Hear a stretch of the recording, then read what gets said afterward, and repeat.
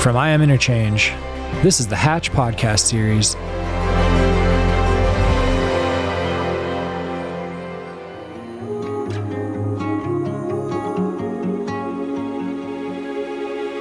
It seems now more than ever that we have found ourselves on the cusp of monumental worldwide change. Whether we consider the environment, politics, infrastructure, health, economics, or inequities across a broad swath of social constructs, the consensus is clear and urgent. All is not as it should be. The United Nations, a consortium of 193 member states from around the globe, agrees. In 2015, the UN unanimously adopted the 17 Sustainable Development Goals, the SDGs.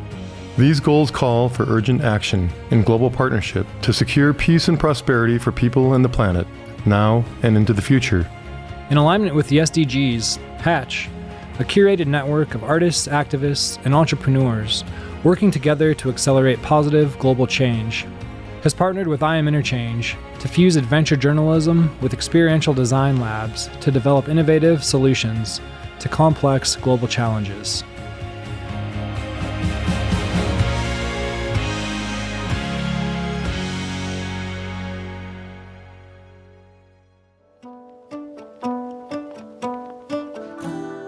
I'm Tate Chamberlin, and in this episode, I host climate activist and Sustainable Development Goals advocate Marc Buckley at the 27th Conference of the Parties at the UNFCCC COP27 in Sharm El-Sheikh, Egypt.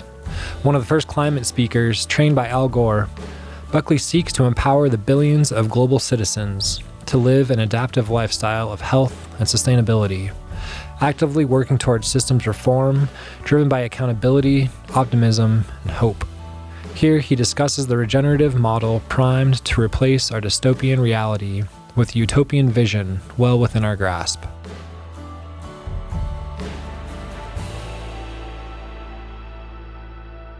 I'm Tate Chamberlin. This is the Hatch podcast. Got Marc Buckley in the house. We're at COP27 in Sharm El-Sheikh, Egypt.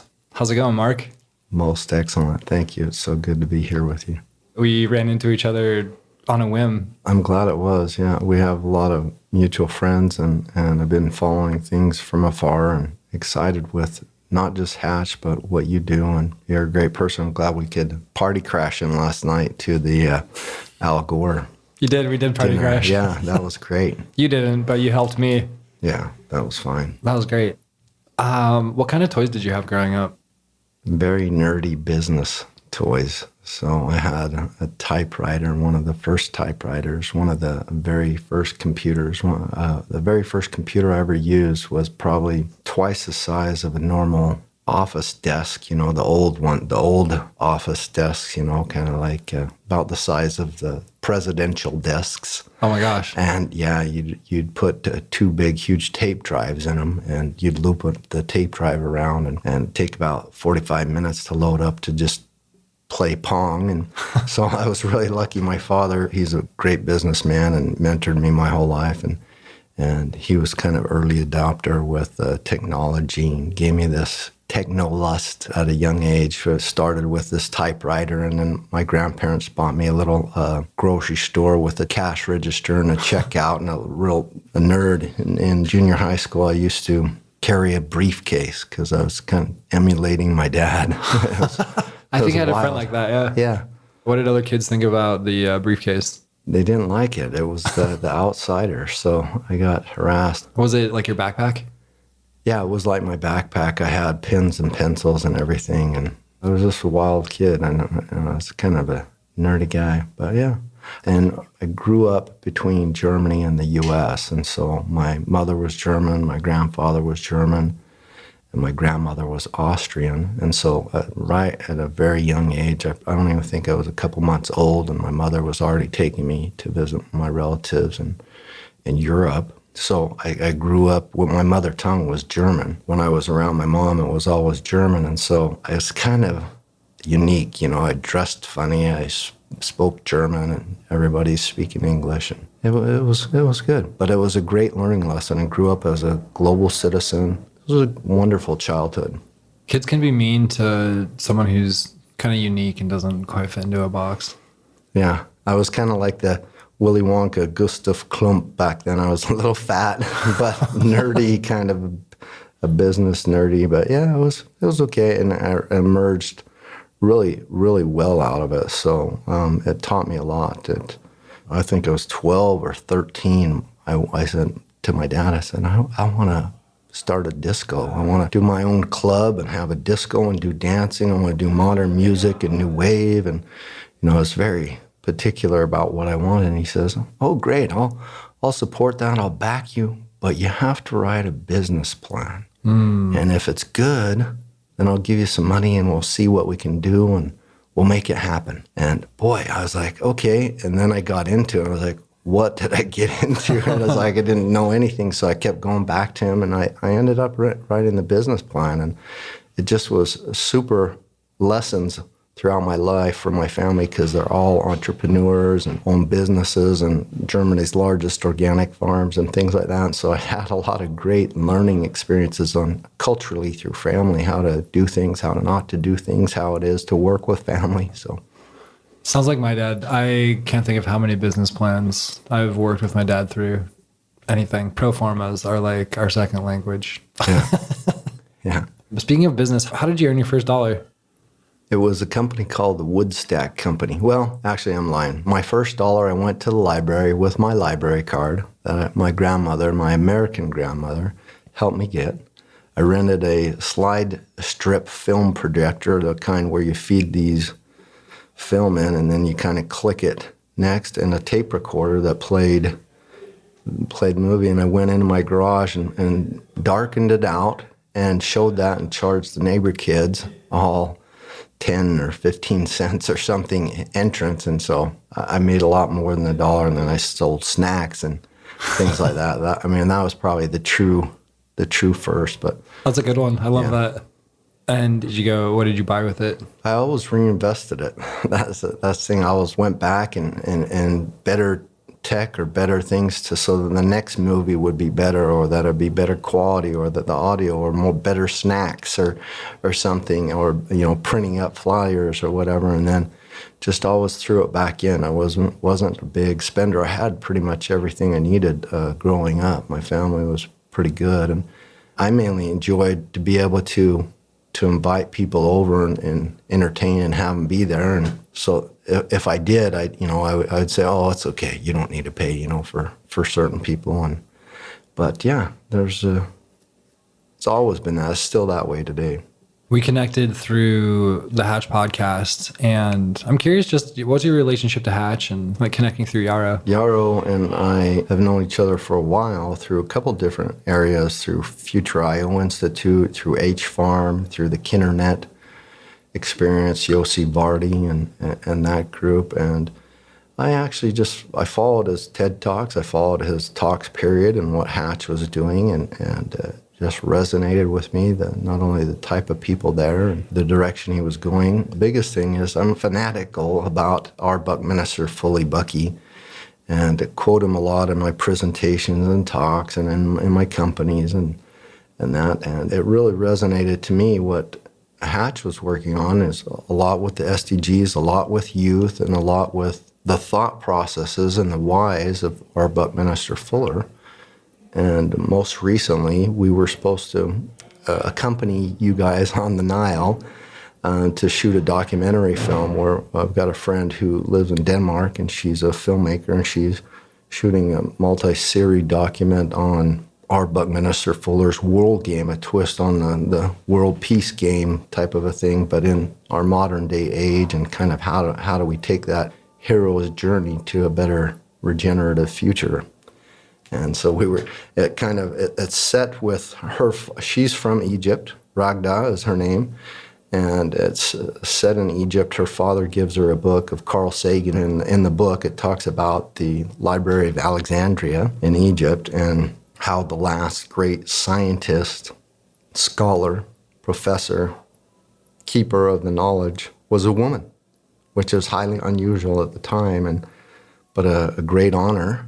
And she was the last superstar scholar or holder of that knowledge as it all burned to the ground. And he talks about that in her book. And that sparked her journey in real life, but also in the documentary, to kind of go out there and explore, what does the future for women look like? What does the future of the youth look like? What does the future hold for all of us? And how can we get a world that works for everyone? Yeah, then the Nile trip that we were just on was an exploration between the masculine and the feminine, which I think is really interesting because Hatch is built for like accelerator labs to shoot projects within the SDGs into the stratosphere. And there's just an interesting social science that I love in problem solving where to embody like the feminine energy. And I felt that that was very powerful. For our listeners, adventure journalism is sometimes a little rugged, so you'll probably hear some singing and door slamming and airplanes flying over. Joe Biden flies in tonight, so yeah, we're just kind of winging it in a hotel room. That's fine with me. I'm used to all these wonderful noise, but that's the culture. That's the spot where we're at. I hope it maybe can bring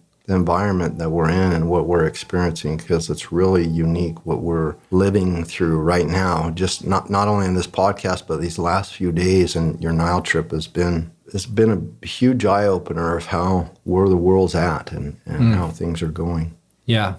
I want to talk a little bit about your projects. What's working you right now? What's your favorite thing that you're bringing to the world?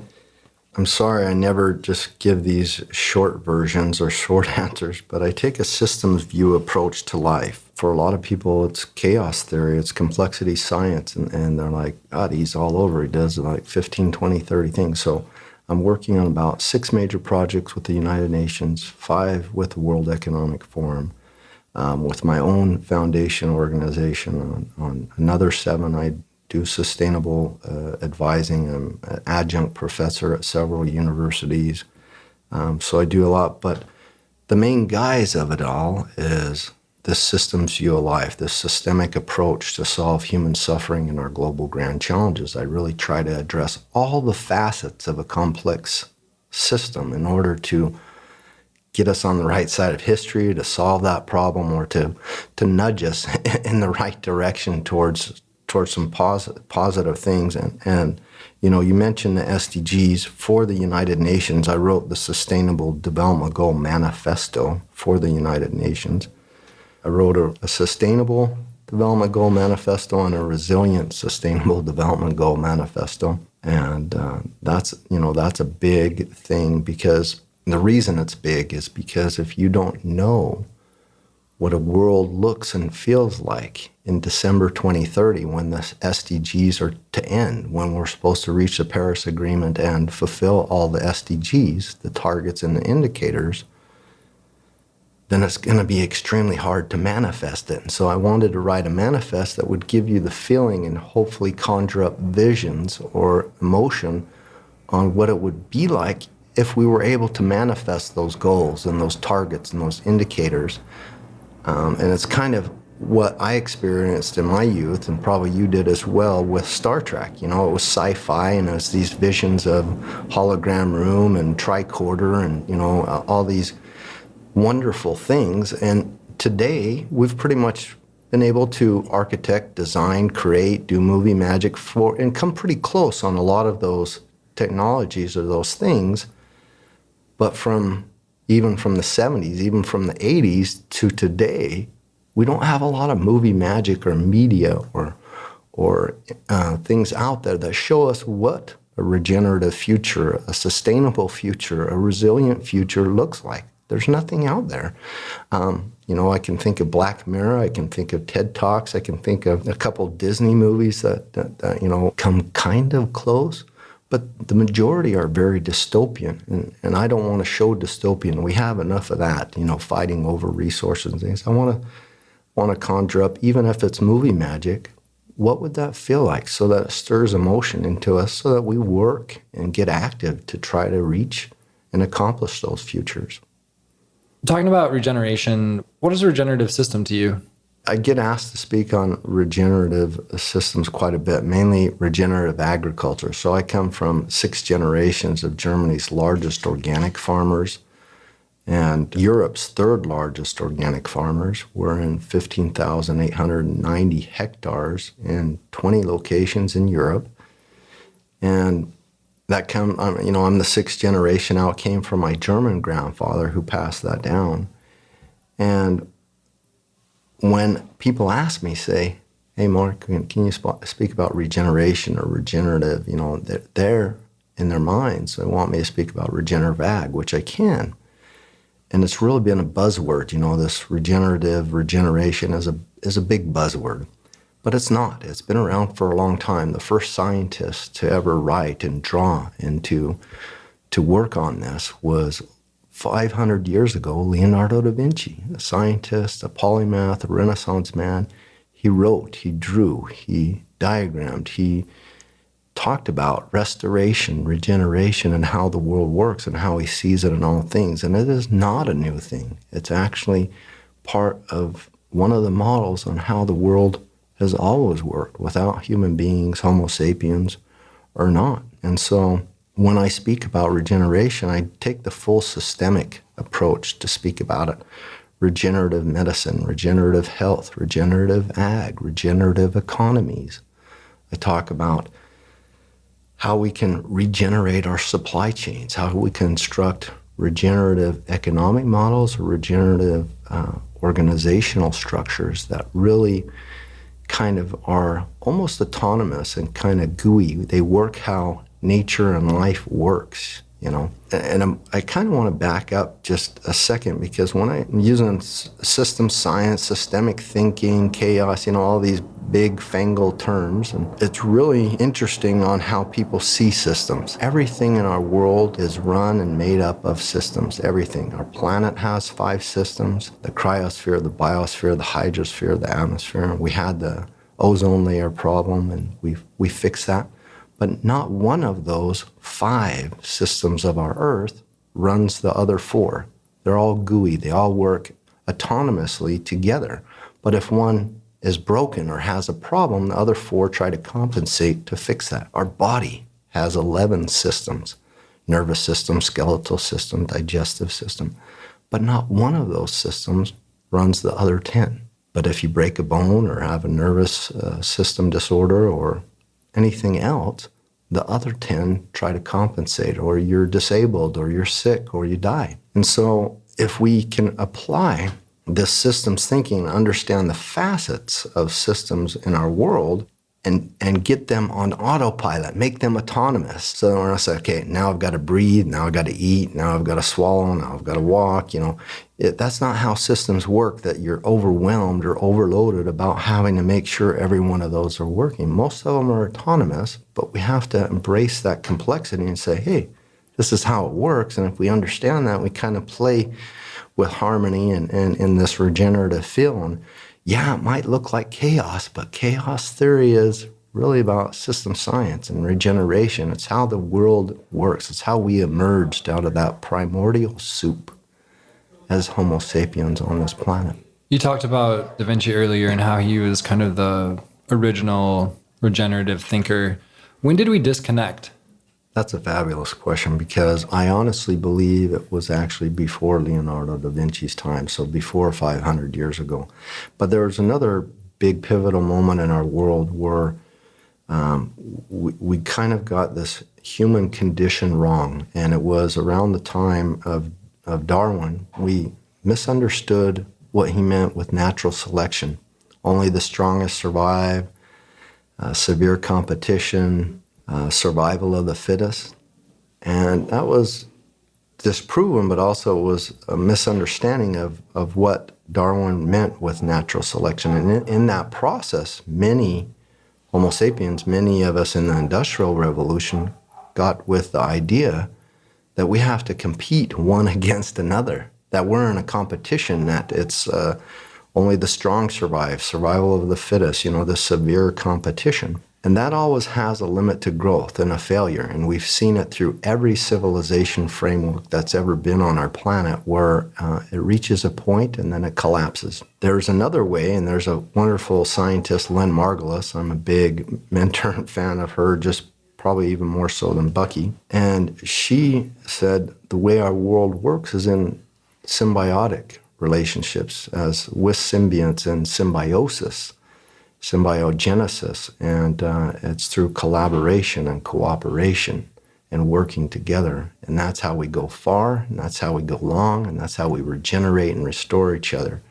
And she published dozens of books. One numerous awards, but she turned the scientific community on its head because of this simple thing going against what we thought, was the understanding of Darwin. And I think many, Huxley and many others around the time of Darwin, really purported that message, and it got into our organizations, it got into our cultures, and started to build up divisions and borders and really this severe competition in organizations, which has just come back to bite us. It's not working anymore. And during this time of pandemic and economic downturn and war in Ukraine and many other crazy, chaotic things going on, we've seen that these models of competition and division and that they're not working for us anymore. And there's really some new ones emerging, and it's really regeneration and symbiosis.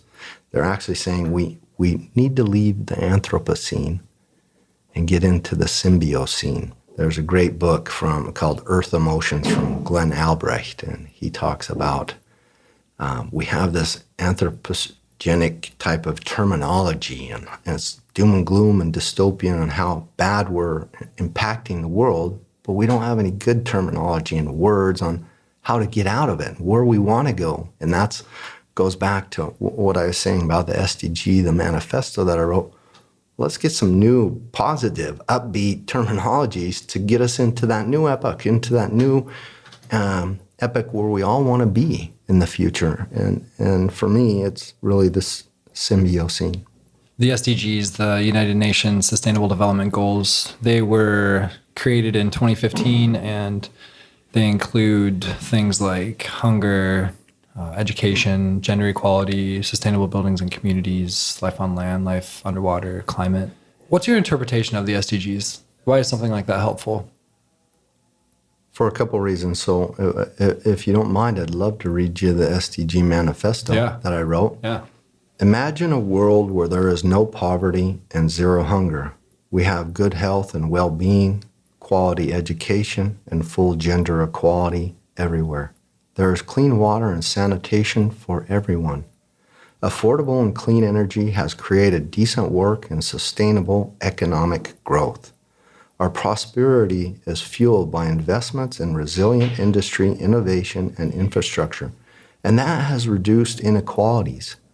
We live in sustainable cities and communities, and responsible consumption and production has healed our planet.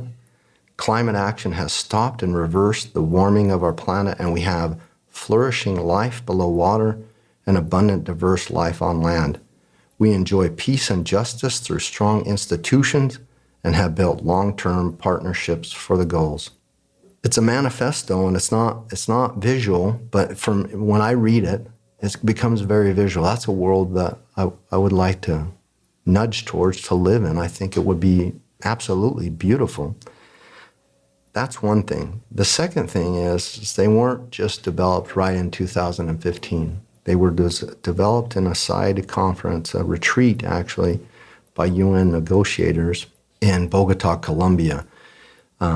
In the 1900s, 1968 was the first discussions, and then they were ratified and talked about at the Rio +20 and put into practice. And then we started the systems dynamic modeling, the backcasting, and the work towards progress to have them ready by 2015. And as you know, there were goals before the SDGs, the Millennium Development Goals. We didn't achieve them. We came close, we did a lot of good things, but it fell flat. Honestly, I just want to let you know we've also done some major things wrong in how we rolled out the SDGs and how people understand them. But they're a lot like Maslow's hierarchy of needs. They're not for cities, they're not for governments, they're not for countries. They're for us as individuals. They're our basic needs that provide basic resources, breathing, food, water, and energy, so that we can then stimulate society and get on an equal playing field to then stimulate economic growth. And that's probably the only SDG that I truly disagree with, is the economic growth. And that's why in the manifesto I said sustainable economic growth and resilient industry, innovation, and infrastructure, because I don't believe in endless GDP or economic growth. I think we need a new ecological economic model. And then the last thing I want to say about that is, if you ask yourself Buckminster Fuller's question, what does a world that works for everyone look like for you? What's your model? What's your goals? What's your target? What are you working towards? And I've asked numerous people this on video, recorded it. It's also been on my podcast. And most people don't know. Most people haven't thought about it. They're not sure what model they're operating on. And if you don't know, then you don't know. What model are you working? Who is running your future? Who's setting those models? Is it politicians you agree with or don't agree with? Is it country level systems that you may or may not agree with? Is it your community? Is it your family? And if it's not working for you anymore, then isn't it time to think about what models could work for the future? And the last point on that is not just to think about it. If you do know what it's about, if you do know your why and what a world that works for everyone looks for like, or your purpose for existing, then what you can do is hold those politicians or those leaders who are guiding your future or the communities you live in, their feet to the fire. You can hold them accountable. If you say they're taking you in the wrong direction, what your vision or your thoughts are on where we should go for your family, the future, for your own future, then let them know so that they can fix it. And if they don't, and if it's a struggle and a battle that can't be won, then move. I know it's hard to move. I don't want us to move off spaceship Earth, but then move or find a place to create your own local economies, your own future, so that you're not bound by dictatorship or false rules or people who are leading you down a path to destruction. You can put your hands on this steering wheel of spaceship Earth and guide your future. It seems hopeless, but I promise you, even the smallest little actions can make big ripples. I hosted a debate on coal towns and kind of like where people should live. And when they live in hazardous areas, why do we have compassion for them?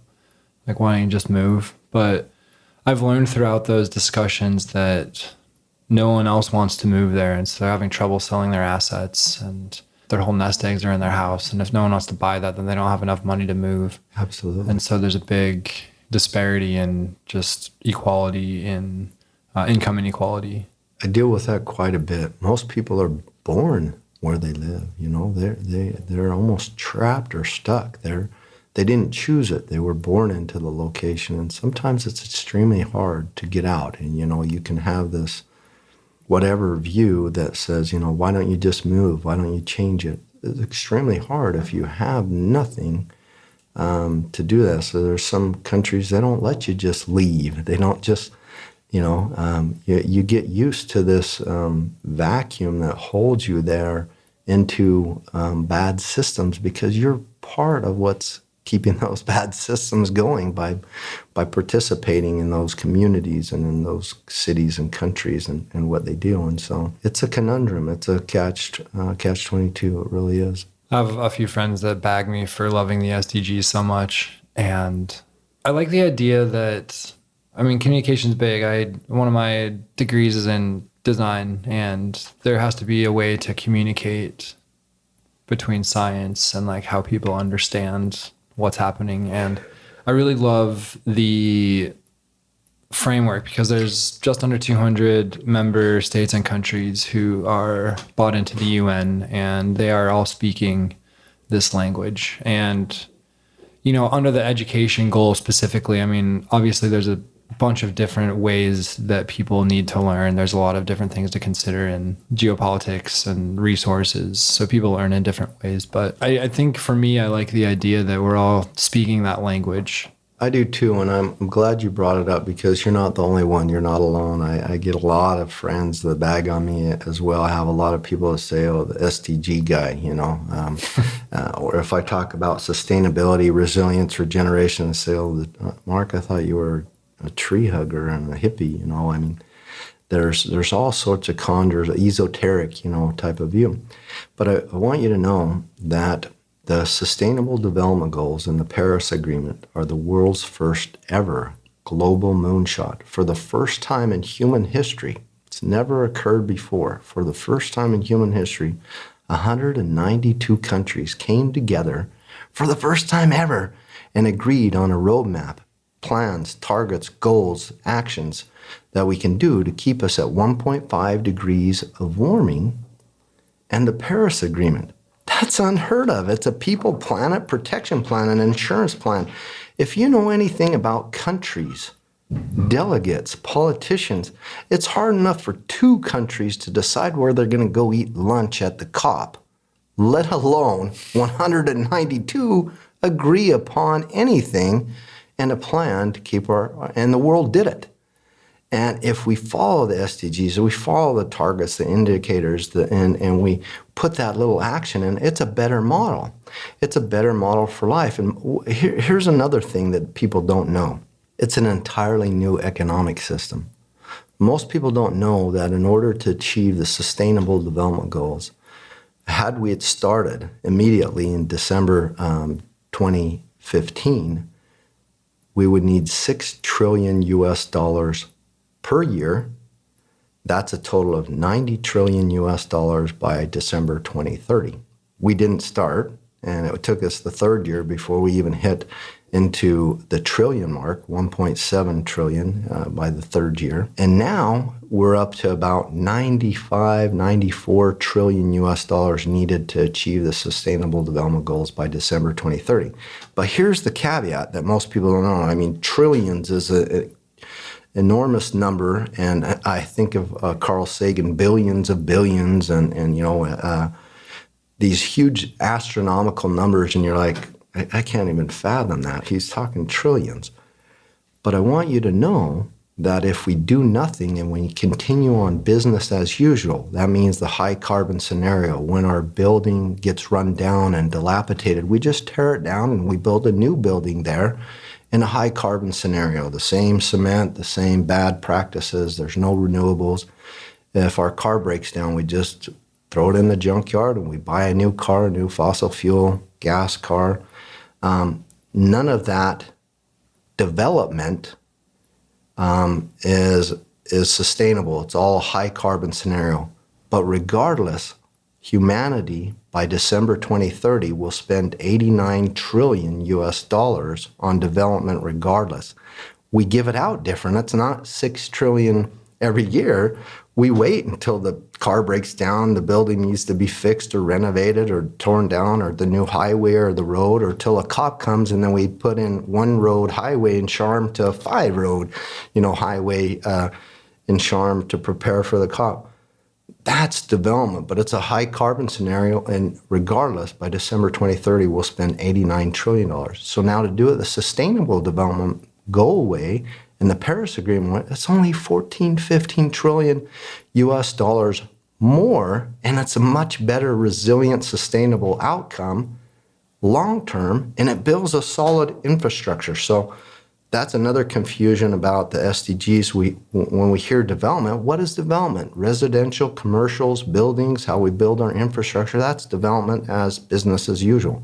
But sustainable development is how we build the future, a sustainable future that's going to be around for future generations, and it's going to be keeping pace with humanity and our growth, but in a way that sustains us.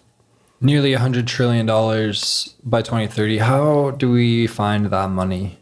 I'm glad you asked. So last year at COP26, the first week of the COP, by Thursday, Rishi Sunak, Mark Carney, and the Carneys, I like to say, that were all on the plenary and the Sustainable Finance Committee, committed on Thursday of the first week $120 trillion in climate finance and towards the Sustainable Development Goals. That's 20 trillion more than we actually need, but it's a great ambition. So now it's our job, and that's what this COP's about, and that's why I was so excited that Rishi Sunak showed up. So we want to hold their feet to the fire. Let's not just give vague promises or commitments. Let's make sure that they get realized and that we actually do see those monies put where they need to be.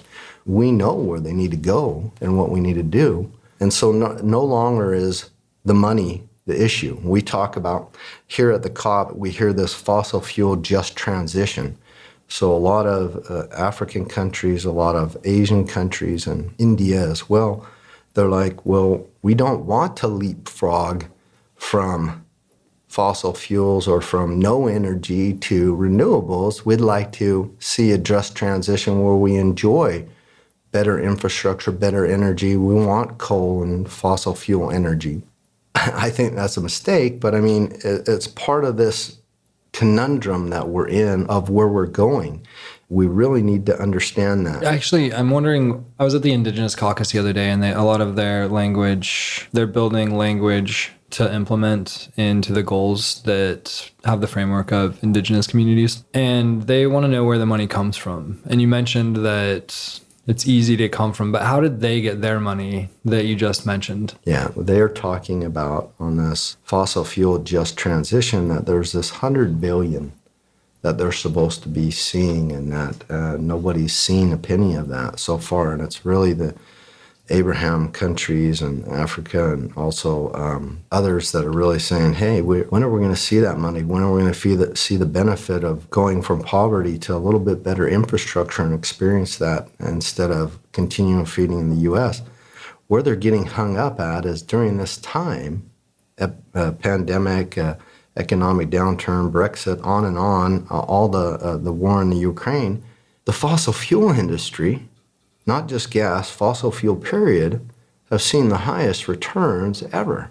Gas didn't increase in price. It's the same gas that we had before. And more payouts towards big gas and oil companies, more subsidies. That's where that 100 billion is. It's right there. It's right front and center, and they're dangling it in. 100 trillion. It's 100 billion is more than that. It's actually 1.8 trillion is actually probably undervalued summation of what they've made during this extreme hard time for humanity, where in Germany and other places in Europe, they're saying, yeah, we increase our gas needs and the cost to heat during the winter. That money's there. It was paid out to all those big CEOs and those fossil fuel companies. And that they continue to let that model, that slap in the face, and not do something to really say, hey, that's where the money is.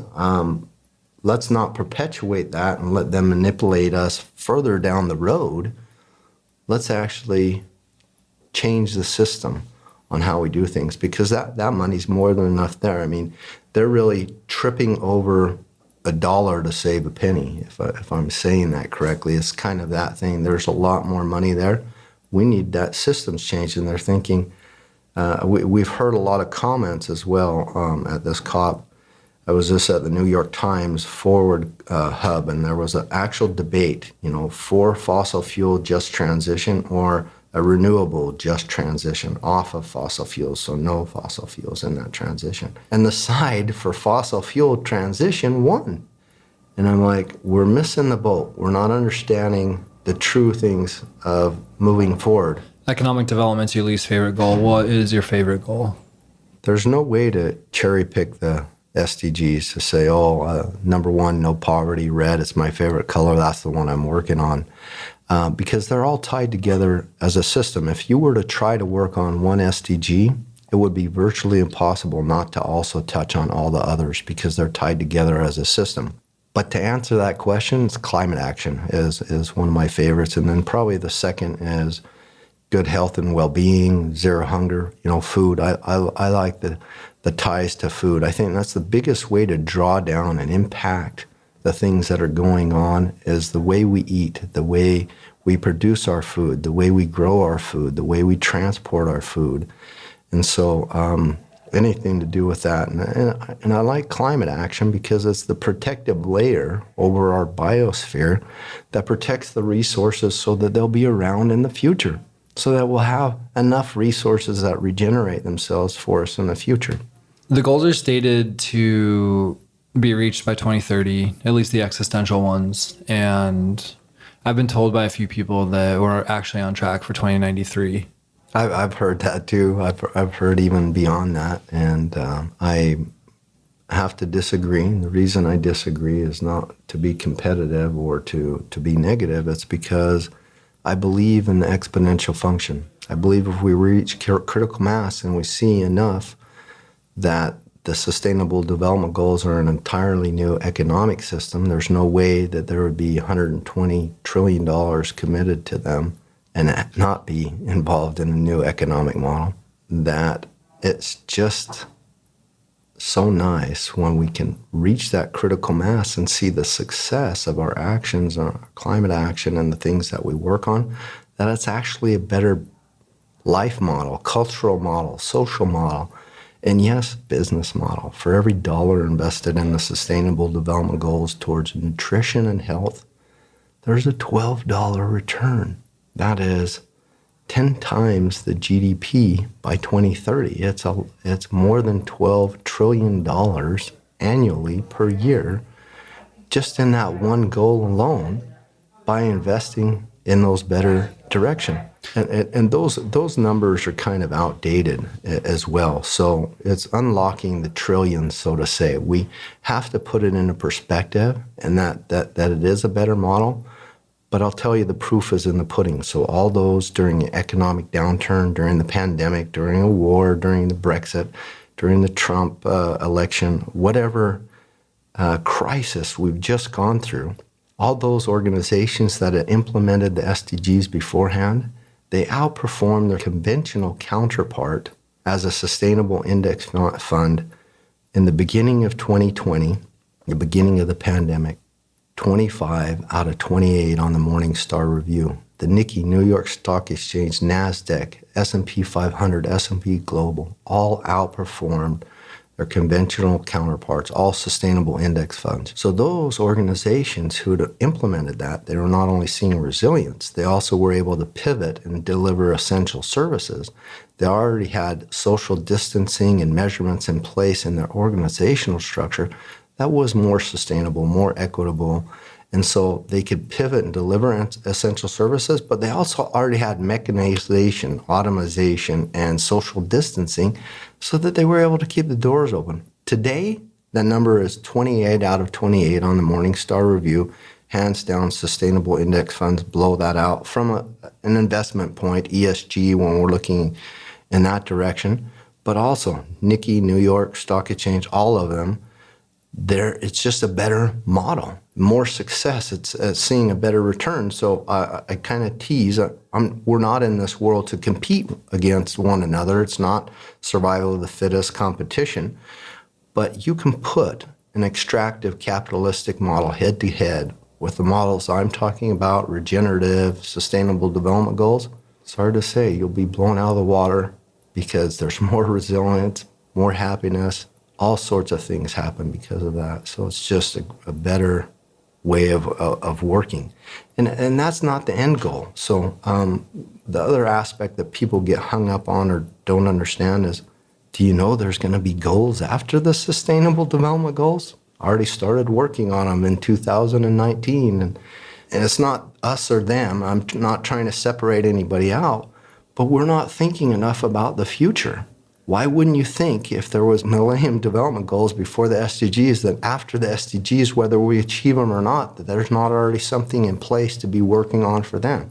Do we just say, oh, none of that worked, let's just go back to the same model that we've been trying all along that's always failed? Yeah, I heard this great framework. It was really inspiring this week, that the Sustainable Development Goals are to get us to be sustainable, and then what happens after that. And I like the framework between 2030 and 2045, the 100-year anniversary of the UN, to shift them to the regenerative development goals. I really loved that. Yeah.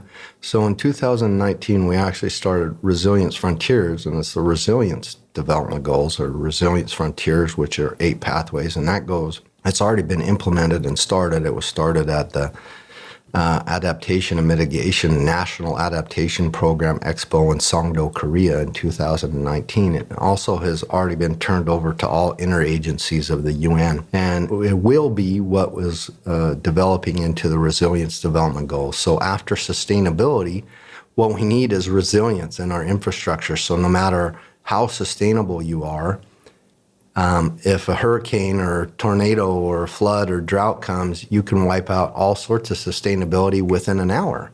And that's not easily built up. And so we need not only that sustainable development infrastructure, but we really need resilient systems, resilient infrastructure. So when the flood, the drought, the climate migration, the refugees come, the storms, the hurricanes, the tornadoes, everything natural and climate and man-made warming and sea level rise, that we have a resilient infrastructure in place and resilient goals to know how to act and survive and to get through that. And a lot of people don't understand the definitions of resilience quite a bit. And it's interesting because resilience is a lot sometimes emotional, physical, mental type of resilience. If someone swears at you, hits you, or calls you a name or does something to abuse you, then you have the resilience to bounce back. I'm not talking about that type of resilience, although it's important for the inner development goals that we have some kind of preparation to get us to that future.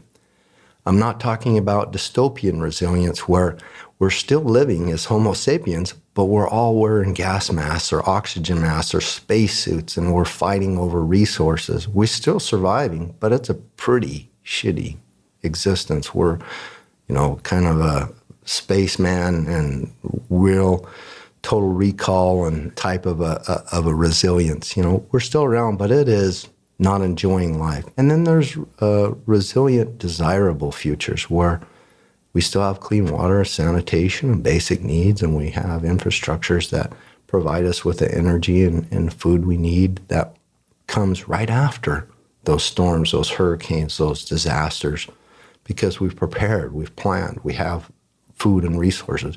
Right now, when those happen, we look to elsewhere for help to get us out of those binds. And the last big hurricane Maria in Puerto Rico, we're still recovering from that. It wiped out 100% of their agriculture, 100% of their energy, and they're still building back. And it probably won't be until 6 years till they're fully back and built back up. So that's the kind of the resilience aspect. The one you mentioned is the one that comes after, and it is actually starting today. We're not waiting till 2045. We're not waiting till 2050.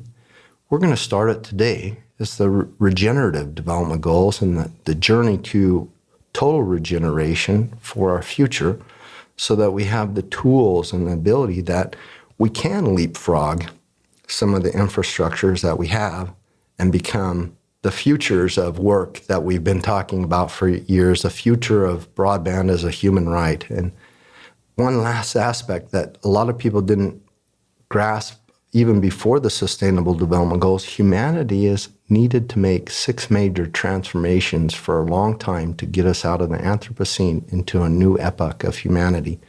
And the one we talk about the most, that everybody knows about, especially in business, is the digital revolution, the digital transformation.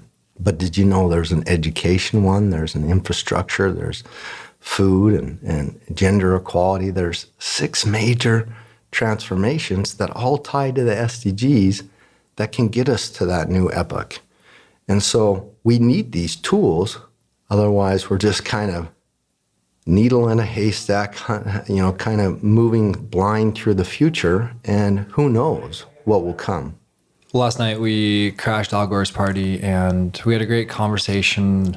We're at COP and there's a lot of tension and there's a lot of people who think COP is a waste of time. And you're an optimist, and we talked about the COP as half full. Will you talk a little bit more about that? I will. I definitely have enough skepticism and things that I'm seeing here on the ground where I can say, definitely not happy. And there's enough areas where you can really be negative. But I've always been an optimist in all my life because of something that I mentioned earlier. I believe in the gravitational assist of collective human intelligence and humanity, that we can reach these super exponentials, these critical mass, that if enough of us understand how the world works and just give it a try on some of these manifestos or goals, or even half-heartedly, There's this term that we hear a lot at the COP, this greenwashing, and Coca-Cola sponsoring COP and biggest plastic polluter, right? Fake it till you make it. What I'm seeing and what we've seen is those organizations that even half-heartedly are kind of start out with this greenwashing, they're realizing it's a better model. More of their customers, more of their employees, more of their contractors. And wow, we were just half-heartedly, that was forced upon us. But actually, it is a better model. We're seeing more resonance. People are happier and things are going better. We can use our same machinery, or we can twist and be more efficient in certain ways. And now we're seeing that it is a better model for life. And so, yes, there's some that will forever probably greenwash, but there are some that really quickly wake up. Why fight the system? There is a better model. Instead of complaining about the old model, let's build a new one that makes the old one obsolete. And that also comes from our Buckminster Forum. So that's one big reason I have that hope and optimism. We fixed the ozone layer. We have made leaps and bounds on great economic models, so ecological economic models, not just circular economy and donut economics and shared economics and platform economics. I could go on because there's more than 21 ecological economic models out there, more emerging every day.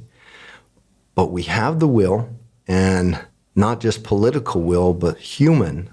The gravitational assist of humanity is a will that's so strong that we can really get through this. And we only have 8 years to reach the Sustainable Development Goals, but I believe with that knowledge we can truly do it. The money's there. We don't need any more excuses. Let's do it.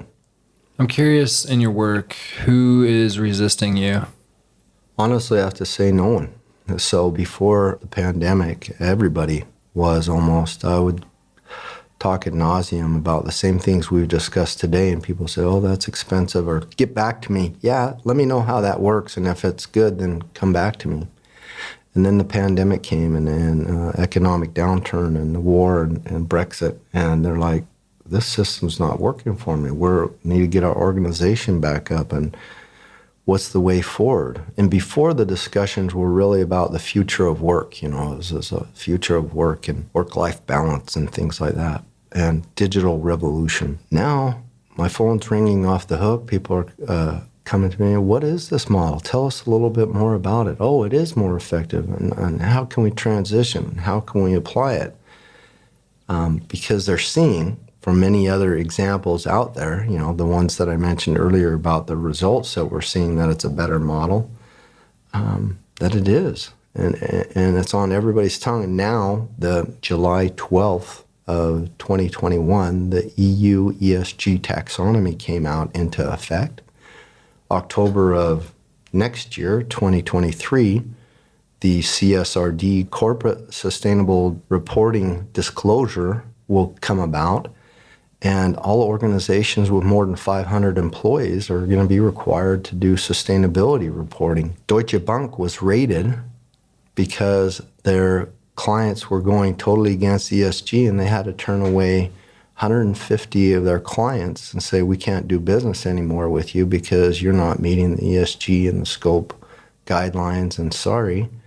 And the top 5 accounting firms, KPMG, PricewaterhouseCoopers, Ernst & Young, they're turning to me and many others saying, we don't have enough consultants to do all the reporting for all these organizations, and they need to do it themselves. So people are realizing this change is coming. They need to do it internally. There's no way to greenwash or to get around it. My bank's telling me I can't do business with them anymore because I'm investing in the wrong areas. So there's a lot of big wake-up calls going on, and it's an interesting time in our world to see that happen. I would like us to say, let's not meet the bar that the EU set, because I think it's a pretty low bar. Let's set the bar higher and go with that regenerative model, which is beyond that bar. Let's set the bar higher. And then not only will we meet the ESG and the SDGs, but we'll go beyond that for a regenerative future.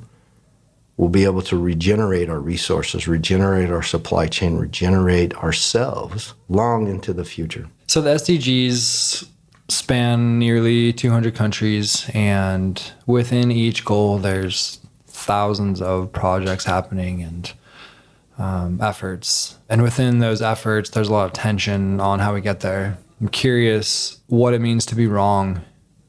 I'm glad you asked that, because I just answered this question today, and I get asked that quite a bit. If I win, someone else has to fail in the rules and the structures that we have. We don't have this games theory where it's a win-win, a zero sum, or even a 0-0 world. If one of us fails, literally, if one of us fails, we all fail. We're all on this spaceship Earth. There is no place on this Earth to hide from climate change, from human suffering, from our brothers and sisters, from other symbionts on this Earth. Without that symbiotic Earth, or those symbionts that live inside of our bodies, we would be dead. We would be disabled. We would be really hurting. And so that cooperation, that collaboration, that human condition that I said, it's not neoliberalism, it's not neo-Darwinism, it's not survival of the fittest, it's cooperation, collaboration. And that's how we'll go far. That's how we'll make wonderful achievements and solve all this. And that's really the key. It's not a win or lose. It's all of us have to win, and all of us have to have that equality. And so I think a lot of that goes back to what economic models are we living in? How do we set up that future? If you really reread the manifesto that I wrote, or you dive deep into it, it's equality for everyone.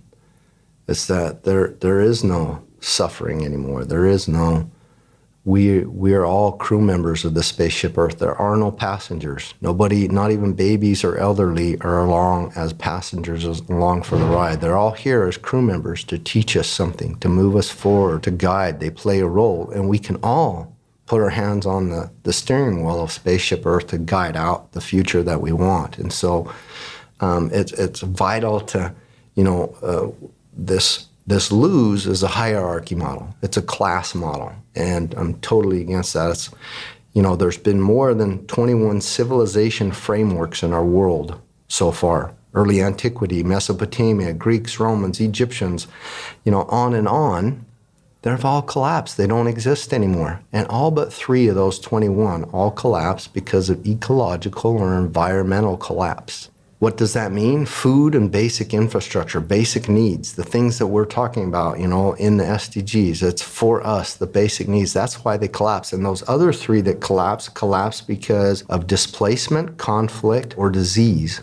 That's why they collapsed.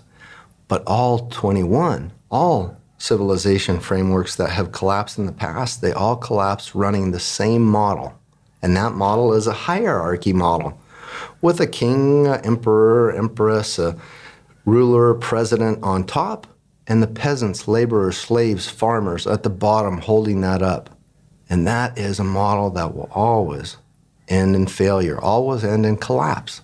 So a regenerative, circular kind of one that is in symbiosis is one that can go on indefinitely. Yes, over billions of years will probably naturally die out, but I don't think I'll make it even a couple hundred years. So it's not just about us, it's about 8 generations further in the future that we're leaving a good legacy, that we're really creating something that can go on forever. And so it's a shift in that perspective and that realization where we need to go and how we can go there far. Is there an idea or conversation or project that you've had at this COP that's just blown your mind? I have so many, but I would say the best one for me is Resilience Frontiers, the Resilience Development Goals. So I was in 2019, the way that started was in Songdo, Korea, with basically moonshot workshop. We took 200 of the UN climate delegates from the Secretariat and non-party delegates and party delegates, and we did a 5-day iteration of different ideation and plans for the future, saying, no, you can't talk from today or the past. We're working from 2030 to 2050. What's the future look like? And what tools do we need to have that moonshot thinking? And we go with the one assumption that we've achieved the Sustainable Development Goals in the Paris Agreement. And so we run this, it's foresight tools. It was with UNESCO, Future Literacy Lab, Real Miller, Future IO Institute, the UN Secretariat, and many other superstars in the future realm of future thinking, city building, to say, what do those goals, those plans? And so what was developed out of all that ideation and iteration of those moonshots that we did were 8 pathways, 8 resilient pathways that have already started in the UN move forward. This is the 3rd year of the Resilience Frontiers or Resilience Lab Pavilion at the UN COPs. The first one was in Madrid at COP25, and the second one in Glasgow, and then the third one now and here. It's just a really super thing to say, we're already working on it. We want to make sure before we roll it out that we have your input, your feedback, that you hear about it, you disagree, or you say we need this, or we're missing something, that we have. Give everybody a seat at the table, everybody a voice, whether they're here at the COP or not, that can participate, and that the rollout is much different than the SDGs, that we prepare well in advance, that give everybody a voice, but also when we roll that out, that the actual goals and the actual steps, that's much more well thought out, pre-planned, explained, educated, and it's also simple to digest, that people don't say, oh, what? How do we understand this? It's something that's, because the SDGs are, people think bubblegum colors, what is this? Who are they for? They have no idea. So we need to do a better job. That's one thing. The other thing is it's already been put in place. That 8 pathways have already begun, and we're already working towards those. And then there's a lot of systems dynamic modeling, backcasting, and other things that we need to run out. Thousands of scenarios from 2050 to 2030, from 1 degrees of warming clear up to 4 degrees of warming. What monies, targets, things we need to achieve to obtain resilience for the future. The SDGs are the original moonshot. Would you define what a moonshot is and maybe give a couple of examples of other moonshots that are happening? Sure. A moonshot is when basically John F. Kennedy stood in front of Congress asking for monies from Congress to put men on the moon. He didn't know how it would be possible, but he wanted to put Neil Armstrong and Buzz Aldrin onto the moon. Well, and they really didn't even know if it was going to be those two. Could have changed. But he was asking for money, and he set the why, the purpose. He didn't say, we know how we're going to do it, we have all the technology. He says, we don't know how, we don't have the technology, but before this decade is out, we want to put man on the moon. So that was the why, that was the vision, and that's what they call a moonshot. Google has their own vision of a moonshot as well, and they've kind of capitalized on that as well. The interesting thing is, before the decade was out, before 10 years, we did it. We put men on the moon. And that was the world's first ever moonshot. A couple countries and a few 100,000 people came together and we made it happen. We're at the very same point in time in our world today. We have 8 years left to achieve the Sustainable Development Goals until December 2030. That's 8 years. That's before this decade is out. We must achieve the Sustainable Development Goals, or there will be some consequences. There will be some things that won't happen. The difference between the moonshot for America and putting men on the moon, the difference today is we have the technology. We have the computing power. We have the knowledge. Yes, we can still develop more. We can still find out more. But we have everything we need and the monies to make it happen. We just need to realize and get the human will to achieve it and do it. Marc, tell me a little bit about how people can reach you and maybe your podcast. My podcast is from 1.5 Media for the Paris Agreement, 1.5 Degrees of Warming, and Innovators Magazine, and it's called Inside Ideas with Marc Buckley. And I interview all sorts of great people, just like yourself, and authors and climate activists and people, scientists who are game changers who want to move us on the right side of humanity. And so you can go to innovatorsmag.com/inside ideas. You can find us on YouTube and any podcast channel out there available. We're all over, Spotify, video, Apple, Google, everywhere. This is the Hatch Podcast. I'm with Marc Buckley in Egypt. We're at COP27 in a retro hotel room. Thanks so much. Thanks so much for being here. Thank you so much. I appreciate it. It's difficult to embrace a version of our future in which things work out. It feels trite, even silly, considering the dystopian narratives most of us have been made to memorize since our youth.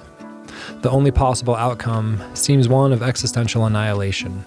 Indeed, the SDGs, while imbued with the hope of their very inception, are equally entrenched in the threat of failure, in the days that keep counting down to a deadline we're not any closer to meeting. And yet, while JFK's first moonshot seemed an impossibly amorphous dream, it merely needed a new vernacular. The people simply needed to define a goal, rally their minds and resources around it, and make it happen. And so they did. As Buckley argues, the overwhelm of all that is to be done is more about lack of vision than possibility. Through collaboration, cooperation, and shared vision of what a regenerative new system can look like, an equitable world where everyone wins, or we all lose, emerges from the ashes of the tired old race for superiority. Every life becomes important. What does a world that works for everyone look like? It seems to look a lot like family.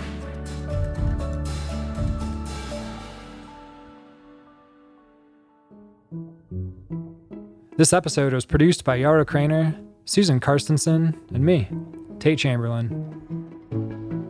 A shout out to our media and production team, Jessica Byerly, Allison Gregory, Kevin Hilton, Roy Chapman, Eli Kisko, Raymond Onsatagi, Sean Mackinson, Robert Edwards, and Mark Groner. A special thanks to Yara Craner, Jared Silverman, Pete Strom, Josie Caton, Eitan Shapira, Cassidy Seckman, Bryant Stersala, Rachel Hicks, Katie Yam, and Lou Morris. With so much gratitude to the Hatch supporters, Steelcase, the Kauffman Foundation, the Gwydion Fund, Envision Equality, the Hatch volunteers, board of directors, Hatch guardians, and the community who help make this work and mission possible. To learn more about Hatch, visit hatchexperience.org. Building community could not happen without food. And with that, I'd like to thank Whistle Pig Korean, Red Tractor Pizza, and Zocalo Coffee House. Do you have an issue that's riddled by gridlock in your community? Shoot me an email at tate@iaminterchange.org. That's tate@iaminterchange.org.